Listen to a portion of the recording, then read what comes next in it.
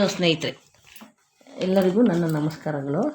ಈ ದಿನ ನಾನು ಅಂಬ್ರೆಲ್ಲಾ ಫ್ರಾಕಿಂದ ಪೇಪರ್ ಮಾದರಿ ಹೇಳ್ಕೊಡ್ತೀನಿ.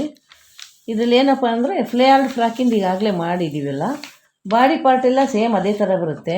ಬರೀ ಎದೆ ಸುತ್ತಳತೆ 64 ಇರೋದ್ರಿಂದ 1 ಸೆಂಟಿಮೀಟ್ರ್ ಮಾತ್ರ ಜಾಸ್ತಿ ಆಗುತ್ತೆ ಅಷ್ಟೇ. 16 ಆಗುತ್ತೆ, ಅದು 15 ಇದೆ, ಇದು 16 ಆಗುತ್ತೆ. ಅದರಿಂದ ಬಾಡಿ ಪಾರ್ಟು ಸೇಮ್ ಬರೋದ್ರಿಂದ ಫ್ಲೇಯರ್ಡ್ ಫ್ರಾಕಿಂದ ಬಾಡಿ ಪಾರ್ಟ್ ಹಾಕ್ಕೊಳ್ಳಿ. ಇದರಲ್ಲಿ ನಾನು ವ್ಯತ್ಯಾಸವಾಗಿರೋದನ್ನು ಮಾತ್ರ ತೋರಿಸ್ತೀನಿ.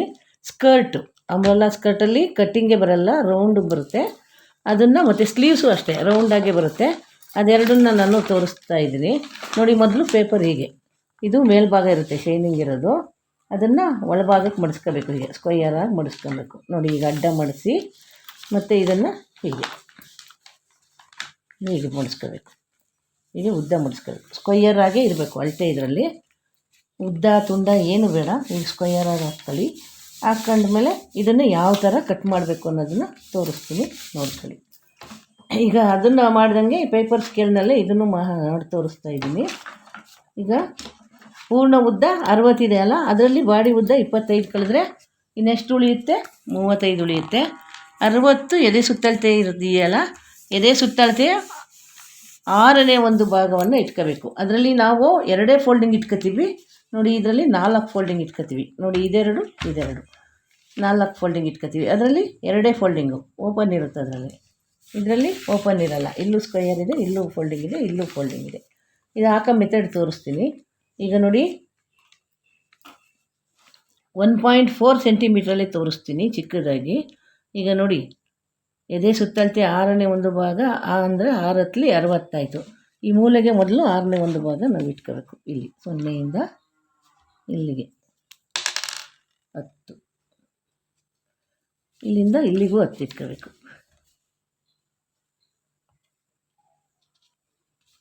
ಇಲ್ಲೂ 10 ಇಟ್ಕೋಬೇಕು, ಮತ್ತು ಇಲ್ಲಿಂದ ಇಲ್ಲಿಗೂ 10 ಇಟ್ಕೋಬೇಕು. ಮಧ್ಯದಲ್ಲೂ 10 ಇಟ್ಕೋಬೇಕು. ಇಲ್ಲಿಂದ ಇಲ್ಲಿಗೂ 10. ಇದನ್ನು ನಾವು ರೌಂಡಾಗಿ ಆಕಾರ ಕೊಡಬೇಕು. ಹೀಗೆ ಏನೂ ವ್ಯತ್ಯಾಸ ಆಗಬಾರ್ದು.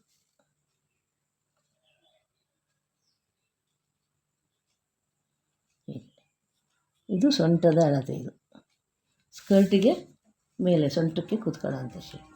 ಇದಾದಮೇಲೆ ನಾವು ಇಲ್ಲಿಂದ ಉದ್ದ ಇಟ್ಕೋಬೇಕು. ಈಗ ಪೂರ್ಣ ಉದ್ದ ಎಷ್ಟಾಯಿತು? 35 ಆಯಿತು. ಹೊಲಿಗೆಗೆ 1 ಇಟ್ಕೋಬೇಕು, 36 ಆಯಿತು. ಮಡಿಕೆಗೆ 2ರಿಂದ 3 ಸೆಂಟಿಮೀಟ್ರ್ ಇಟ್ಕೋಬೋದು.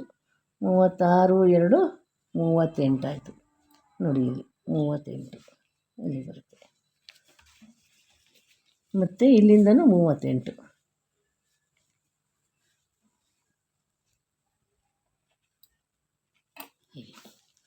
ಮತ್ತು ಈ ಮೂಲೆಯಿಂದನೂ 38.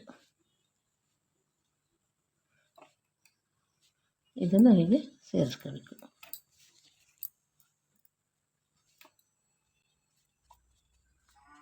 ದೇಟಂತೂ ರೌಂಡಾಗಿ ಬರಬೇಕಿದೆ.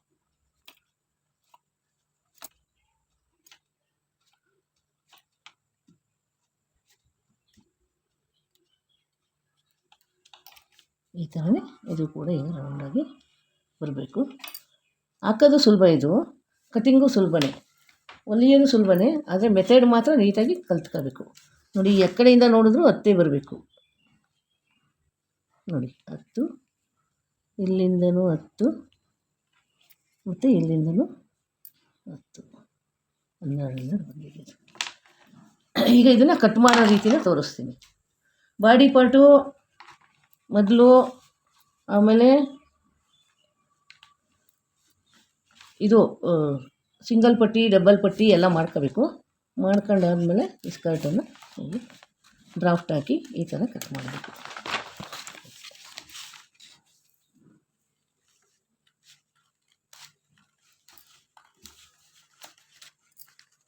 ಮಾರ್ಕಿಂದ ನಾವು ಆಚೆಗೆ ಕಟ್ ಮಾಡಬೇಕು, ಏಕೆಂದರೆ ಸ್ವಲ್ಪ ವ್ಯತ್ಯಾಸ ಆದರೂ ಆಮೇಲೆ ಅದನ್ನು ನಾವು ಸರಿಪಡಿಸ್ಕೋಬೋದು. ಮಾರ್ಕ್ ಒಳಗೆ ಕಟ್ ಮಾಡಿಬಿಟ್ರೆ ವ್ಯತ್ಯಾಸ ಇದ್ದರೆ ಸರಿ ಮಾಡೋಕ್ಕೆ ಹೋದಾಗ ತುಂಡ ಬಂದುಬಿಡುತ್ತೆ ಸ್ಕರ್ಟು. ಅದಕ್ಕೆ ಮಾರ್ಕಿಂದ ಹೊರಕ್ಕೇ ಕಟ್ ಮಾಡಬೇಕು ಯಾವತ್ತು ನೋಡಿ. ಈ ಥರ ಬರಬೇಕು.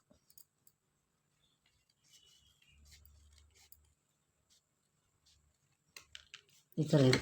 ಇದು ಸರಿ ಇದೆಯಾ ಹೇಗೆ ಅಂತ ನೋಡಬೇಕಂದ್ರೆ ನೋಡಿ, ಹೀಗೆ ಇಟ್ಟಾಗ ಇದು ಹಿಂಗೆ ರೌಂಡಕ್ಕೆ ನೀಟಾಗಿ ಬಂದರೆ ಸರಿ ಬಂದಿದೆ ಅಂತ ಅರ್ಥ ನೋಡಿ. ಇಲ್ಲೊಂಚೂರು ಶೇಪು ರೌಂಡೇ ಬಂದಿದೆ. ಇದೊಂಚೂರು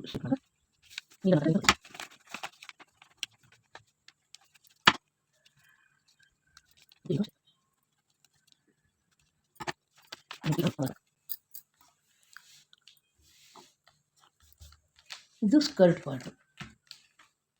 ಹಾಗೆ ಛತ್ರಿ ಹೆಂಗೆ ಬರುತ್ತೋ ಅದೇ ಥರ ಬರುತ್ತೆ. ಇದನ್ನು ನಾವು ಸೊಂಟಕ್ಕೆ ಹಿಡಿತೀವಿ. ಇದು ನೋಡಿ ಹಿಂಗಿರುತ್ತಲ್ಲ, ಇಲ್ಲಿ ಬಾಡಿ ಪಾರ್ಟ್.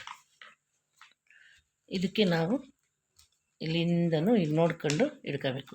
ಇದಿಲ್ಲಿ ಮಧ್ಯಕ್ಕೆ ಕರೆಕ್ಟಾಗಿ ಬಂದರೆ ಸರಿ ಇದೆ ಅಂತ ಅರ್ಥ. ಹೀಗೆ ಹೊಲ್ದ ಮೇಲೆ ಅದು ಸರಿ ಬರುತ್ತೆ. ಅದು ಡಾಟ್ಸು ಇದಕ್ಕೆಲ್ಲ ಹೀಗೆ ಇಟ್ಕೊಂಡು ಹೀಗೆ ಸೇರಿಸಿದಾಗ ಇಲ್ಲಿ ತುಂಬ ಚೆನ್ನಾಗಿ ಕಾಣುತ್ತೆ ಈ ಫ್ರಾಕು ಹೊಲ್ದಾದ್ಮೇಲೆ.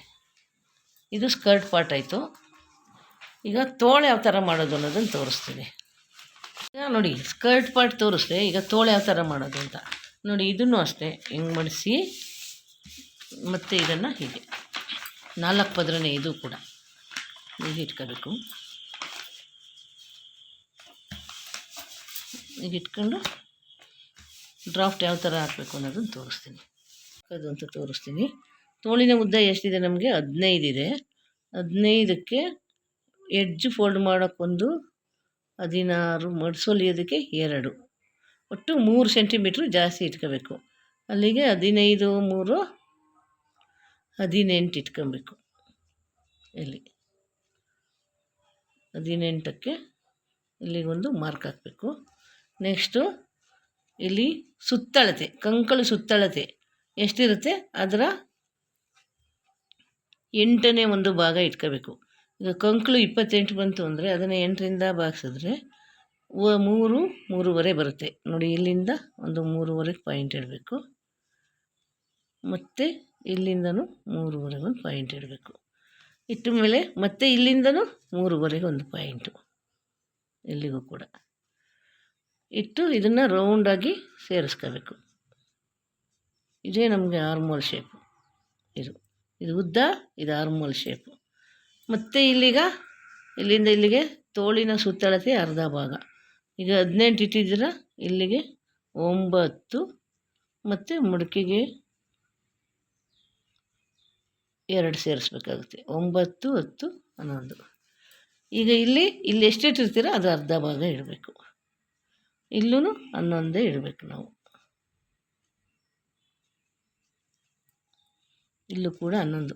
ಬೇಕಂದರೆ ನಮ್ಗೆ ಅಗಲ ಜಾಸ್ತಿ ಬೇಕಂದರೆ ಜಾಸ್ತಿ ಇಟ್ಕೋಬೋದು. ಮೀಡಿಯಮ್ಮಾಗಿ ಇಷ್ಟು ಇಟ್ಕೋಬೇಕಾಗುತ್ತೆ ನಾವು.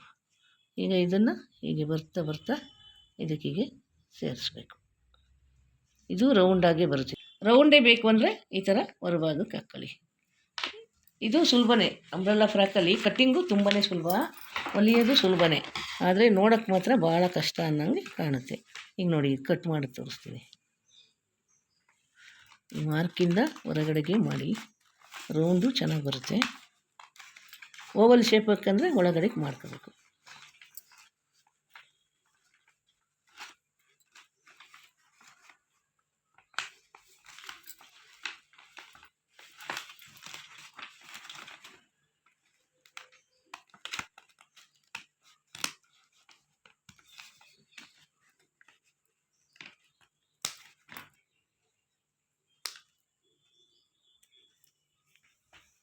ನೋಡಿ, ಹೀಗೆ ಇದು ಕರೆಕ್ಟಾಗಿ ಬರುತ್ತೆ. ಕಂಕ್ಳನ್ನು ನಾವು ಬಾಡಿ ಪಾರ್ಟಲ್ಲಿ ಅಳತೆ ಮಾಡ್ಕೊಂಡು ಅದನ್ನು 8 ಭಾಗ ಮಾಡಿ 1 ಭಾಗ ಇಟ್ಕೋಬೇಕು.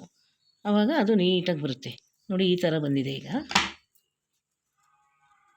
ಒಂದೊಂದು ತೋರಿಸ್ತೀನಿ. ನೋಡಿ, ಈ ಥರ ಬರುತ್ತೆ. ಇದು ಮುಂಭಾಗಕ್ಕೆ ಬರುತ್ತೆ, ಇದು ಸುತ್ತ ಬರುತ್ತೆ. ಇನ್ನು ನಮಗೆ ಓವಲ್ ಶೇಪ್ ಬೇಕು ಅಂದರೆ ನೋಡಿ, ಇದಕ್ಕೆ ಕಟ್ ಮಾಡ್ಕೋಬೋದು.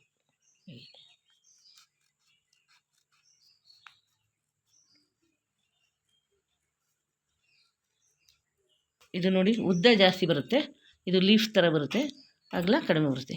ಆ ಥರ ಬೇಡ ನಮಗೆ ರೌಂಡೇ ಬೇಕಂದರೆ ನೋಡಿ, ಈ ಥರ ರೌಂಡ್ ಮಾಡ್ಕೋಬೋದು ನಾವು. ಇದರಲ್ಲಿ 2 ಮೆಥಡಲ್ಲೂ ನಾವು ಈ ತೋಳನ್ನು ಕಟ್ ಮಾಡ್ಕೋಬೋದು. ಇದೇನಾಗುತ್ತೆ, ಹಿಂಗೆ ಮಡಿಸ್ಕೊಂಡಾಗ ಇಲ್ಲೂ ಅಗಲ ಕಾಣುತ್ತೆ. ಇದು ಹಂಗಲ್ಲ, ಇಲ್ಲಿ ಮುಂದ್ಗಡೆ ಅಗಲ ಕಾಣುತ್ತೆ, ಆ ಕಡೆ ಈ ಕಡೆ ಮೀಡಿಯಮ್ ಆಗಿರುತ್ತೆ. ಇದಕ್ಕೆ 2 ಥರನೂ ನಾವು ಈ ಅಂಬ್ರೆಲ್ಲಾ ಕಟ್ಟಿಂಗ್ನ ಮಾಡ್ಕೋಬೋದು. ಇದು ಹೊಲಿದಾಗ ಭಾಳ ಚೆನ್ನಾಗಿ ಕಾಣುತ್ತೆ ನಮಗೆ. ಇದನ್ನು ಹೊಲಿಯುವಾಗ ಯಾವ ಥರ ಬರುತ್ತೆ ಅನ್ನೋದನ್ನು ನಾನು ತೋರಿಸ್ಕೊಡ್ತೀನಿ ನಿಮಗೆ. ನೋಡಿ, ಇದು ಬಾಡಿ ಪಾರ್ಟು, ಇದಕ್ಕೆ ಇವು ತೋಳುಗಳು. ಇವು ಹಿಂಗೆ ಬರುತ್ತೆ. ಜಾಸ್ತಿ ಇರೋದು ಮೇಲ್ಭಾಗಕ್ಕೆ ಬರುತ್ತೆ, ಕಡಿಮೆ ಇರೋದು ಕಂಕ್ಳಿಗೆ ಹೋಗುತ್ತೆ. ಇದರಲ್ಲೂ ಅಷ್ಟೇ ಹಿಂಗೆ ಬರುತ್ತೆ. ಇದು ಜಾಸ್ತಿ ಇರೋದು ಮೇಲಕ್ಕೆ ಹೋಗಿ ಸೇರ್ಕೊಳ್ಳುತ್ತೆ. ಅದು ಹೊಲ್ದ ಮೇಲೆ ಇಲ್ಲಿ ರೆಕ್ಕೆ ಹಂಗೆ ಈಗಿನ ಫ್ಯಾಷನ್ ನೋಡಿದಿರಲ್ಲ ಆ ಥರ ಚೆನ್ನಾಗಿ ಬರುತ್ತೆ. ಇದು ಬಾಡಿ ಪಾರ್ಟು, ಹಿಂದ್ಗಡೆ ಓಪನ್ ಇರುತ್ತೆ, ಅದಕ್ಕೆ ಡಬಲ್ ಪಟ್ಟಿ ಸಿಂಗಲ್ ಪಟ್ಟಿ ಮಾಮೂಲಿ ಕೊಡಬೇಕು. ಕೊಟ್ಟು ಬಾಡಿ ಎಲ್ಲ ರೆಡಿ ಮಾಡಿದ್ಮೇಲೆ ಇಲ್ಲಿ ಹಿಂದೆ 2 ಮುಂದೆ 2 ಡಾಟ್ಸ್ ಹಿಡಿದು ಈ ಅಂಬ್ರೆಲ್ಲಾ ಫ್ರಾಕ್ ಕೊಟ್ಟ ಕರೆಕ್ಟಾಗಿ ಬರುತ್ತೆ. ಅದು ಸೊಂಟಕ್ಕೆ ನೀಟಾಗಿ ಕೂತ್ಕೊಳ್ಳುತ್ತೆ. ಈ ತೋಳನ್ನು ಅಟ್ಯಾಚ್ ಮಾಡೋದು, ಅಟ್ಯಾಚ್ ಮಾಡಿ ಇಲ್ಲಿಗೆ ನಾವು ಬೇಕಾದರೂ ಡಿಸೈನ್ ಮಾಡ್ಕೊಬೋದು. ಫ್ರಿಲ್ ಕೊಡ್ಬೋದು, ಬರೀ ಪೈಪಿಂಗ್ ಕೊಡ್ಬೋದು, ಇಲ್ಲಾಂದರೆ ಬರೀ ನೆಕ್ ಪೀಸ್ ಬೇಕಾದರೂ ಕೊಡ್ಬೋದು. ಈ ಎಡ್ಜಿಗೂ ಕೂಡ ನಾವು ಡಿಸೈನ್ ಮಾಡ್ಬೋದು. ಇದಕ್ಕೆ ಪೈಪಿಂಗ್ ಕೊಡ್ಬೋದು, ಬೇಕಾದರೆ ಪಟ್ಟಿ ಕೊಡ್ಬೋದು. ಪೈಪಿಂಗ್ ಕೊಟ್ಟರಂತೂ ಕಾಂಟ್ರಾಸ್ಟ್ ಕಲರು ಭಾಳ ಚೆನ್ನಾಗಿ ಕಾಣುತ್ತೆ. ಇದನ್ನು ಎಲ್ಲರೂ ನೀವು ಒಂದು ಸಲ ಇಲ್ಲ ಅಂದರೆ 2 ಸಲ ವಿಡಿಯೋ ನೋಡಿ ನಿಧಾನವಾಗಿ ಪೇಪರ್ ಮೇಲೆ ನಾನು ಯಾವ ರೀತಿ ಪಾಠ ಮಾಡಿದ್ದೀನೋ ಅದೇ ರೀತಿ ಡ್ರಾಫ್ಟ್ ಹಾಕಿ ಕಟ್ ಮಾಡಿದ್ರೆ ತುಂಬ ಚೆನ್ನಾಗಿ ಬರುತ್ತೆ. ಈ ವಿಡಿಯೋ ನಿಮಗೆ ಇಷ್ಟ ಆಗಿದೆ ಅಂತ ತಿಳ್ಕೊತೀನಿ. ಇದನ್ನು ನೀವು ನೋಡಿ ಲೈಕ್ ಮಾಡಿ, ಶೇರ್ ಮಾಡಿ, ಸಬ್ಸ್ಕ್ರೈಬ್ ಮಾಡಿ, ನಮಗೆ ಎನ್ಕರೇಜ್ ಮಾಡಿ. ಇನ್ನು ಮೇಲೆ ನಾನು ಒಂದೊಂದಾಗಿ ಮೊದಲಿಂದ ಬಟ್ಟೆ ಕಟ್ ಮಾಡಿ ಸ್ಟಿಚಿಂಗ್ ಮಾಡೋ ರೀತಿನ ಹೇಳ್ಕೊಡ್ತೀನಿ. ತಡ ಆಗಿದೆ ಅಂಥೇಳಿ ಯಾರೂ ಅಂದ್ಕೋಬೇಡಿ. ಅದೇ ಹೇಳಿದ್ನಲ್ಲ, ಸ್ವಲ್ಪ ನಾವು ಡೈರೆಕ್ಟು ಪಾಠ ಕ್ಲಾಸ್ ಮಾಡೋದ್ರಿಂದ ಟೈಮ್ ಇಲ್ಲದೆ ವೀಡಿಯೋ ಮಾಡೋಕ್ಕಾಗಿರಲಿಲ್ಲ. ಈಗ ಇನ್ಮೇಲೆ ಕಂಟಿನ್ಯೂಸ್ ಮಾಡ್ಕೊಂಡು ಹೋಗ್ತೀವಿ. ದಯವಿಟ್ಟು ಎಲ್ಲ ಎನ್ಕರೇಜ್ ಮಾಡಿ ಅಂತ ಈ ವಿಡಿಯೋನ ತೋರಿಸ್ತಾ ಮುಂದಿನ ವಿಡಿಯೋದಲ್ಲಿ ನಿಮ್ಮ ಭೇಟಿ.